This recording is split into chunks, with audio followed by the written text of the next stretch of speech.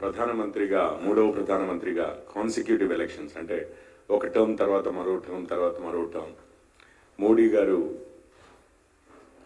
నెహ్రూ గారి తర్వాత మళ్ళీ మోడీ గారు ఇప్పుడు మూడవసారి కంటిన్యూస్గా ప్రధానమంత్రిగా బాధ్యతలు స్వీకరిస్తున్నారు. ఈ సందర్భంగా మీ అందరికీ తెలిసిందే, ఈ ఎలక్షన్ల సమయంలో మార్కెట్లో ముందు నుంచి ఒక భావన ఉండింది, బీజేపీ గెలవబోతోంది, ఈసారి ఎన్నడూ లేనటువంటి మార్జిన్తో ఈసారి గెలవబోతోంది, అంతకుముందు 2 సార్ల కన్నా కూడా ఈసారి ఎక్కువ మార్జిన్తో గెలుస్తుంది, ఎక్కువ సీట్లతో గెలుస్తుంది అన్న ఒక భావన దేశం మొత్తం, అంటే బీజేపీ మా తరఫు నుంచి మేమనడమే కాదు, ఈవెన్ టీవీలో అనలిస్టులే కానివ్వండి, సెఫాలజిస్టులే కానివ్వండి, అట్లాగే గ్రౌండ్లో ప్రజల్లో ఓటర్లో కూడా అదే భావన ఉండింది. మన దగ్గర డబుల్ అయ్యాయి తెలంగాణలో సీట్లు, కానీ కొన్ని రాష్ట్రాల్లో అనుకున్న విధంగా సీట్లు రాకపోవడం వల్ల ఈసారి 240 సీట్లకి పరిమితమైంది బీజేపీ. అయితే ఈ మార్కెట్లో అంటే ఎన్నికల ముందు, ఎన్నికలు జరుగుతున్న సమయంలో ఈవెన్ ఎగ్జిట్ పోల్స్ వచ్చేంత వరకు కూడా బీజేపీ రాబోతోంది అన్న ఉద్దేశంతో మార్కెట్ విపరీతంగా గెయిన్ అయింది. అంటే సెన్సెక్స్ అంటాము, BSc Sensex, Bombay stock exchange యొక్క ఇండెక్స్ విపరీతంగా పెరిగింది. అంటే బీజేపీ రాబోతోందని ఒకటి ఫస్ట్ పాయింట్. అదే ఇండి కూటమి రాబోతోంది అని అంటే మరి సెన్సెక్స్ ఏమయ్యేదో ఆ రోజుల్లోనే.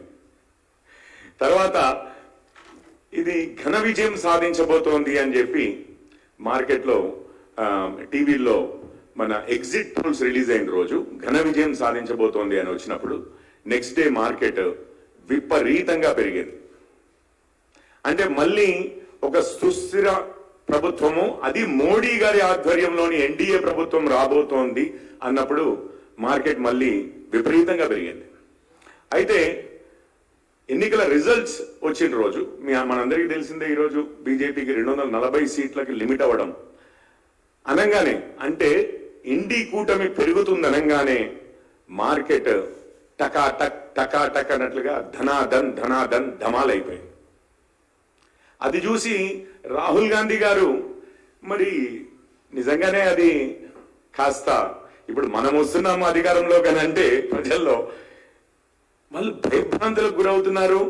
అసలు అల్లకల్లోలం జరగబోతోంది దేశంలో, దేశ ఆర్థిక వ్యవస్థ పూర్తిగా కుదేలయ్యే అవకాశం ఉందని మార్కెట్లు చెప్తున్నాయని చెప్పి మార్కెట్ భావిస్తుంది అని చెప్తే కొంచెము అసలు సిగ్గుతో తల వంచుకోవాల్సింది పోయి ఈరోజు వచ్చి వారు ఏమంటారంటే ఎన్డీఏ ఓడిపోతుంది అంటే మార్కెట్లు పడిపోయాయి, మళ్ళీ నెక్స్ట్ 2 days లో ఎన్డీఏ అంత భయమేమీ లేదు, ఎన్డీఏ ప్రభుత్వమే రాబోతోంది, మోడీ గారే మళ్ళీ ప్రధానమంత్రిగా వస్తారంటే మళ్ళీ మార్కెట్లు పైకి లేచాయి అన్న విషయాన్ని మరి వారు ఏ విధంగా అర్థం చేసుకున్నారో, ఏమర్థం చేసుకున్నారో, లేకపోతే ఒక రకమైన కచ్చ ఇటు మార్కెట్ల మీద కానివ్వండి, దేశ ఆర్థిక ప్రగతి మీద కానివ్వండి వారికి ఏముందో వీటన్నిటిని కలిపి మళ్ళీ ఒక జాయింట్ పార్లమెంటరీ కమిటీ ద్వారా వీటిని ఇన్వెస్టిగేట్ చేయాలంట. ఇలాంటి డిమాండే రాహుల్ గాంధీ గారు అంతకుముందు ఒకసారి చేశారు. హిండెన్బర్గ్ అని ఒక షార్ట్ సెల్లింగ్ కంపెనీ అంటారు, అంటే షేర్లు విలువ పడిపోతుంది అని చెప్పి ముందే అమ్మి, అంటే ఇది ఫ్యూచర్స్ మార్కెట్ లో అమ్మి ఆ విలువ పడిపోయినప్పుడు తగ్గి కొని వాపస్ ఇచ్చేది, డబ్బులు చేసుకుంటారు. వాళ్ళకు మార్కెట్ లో షేర్ ప్రైసులు పడిపోతే వాళ్ళకు లాభం. అట్లాంటిది అదానీ కంపెనీల మీద దుష్ప్రచారం చేసి ఒకటేసారి $150 బిలియన్ అండి.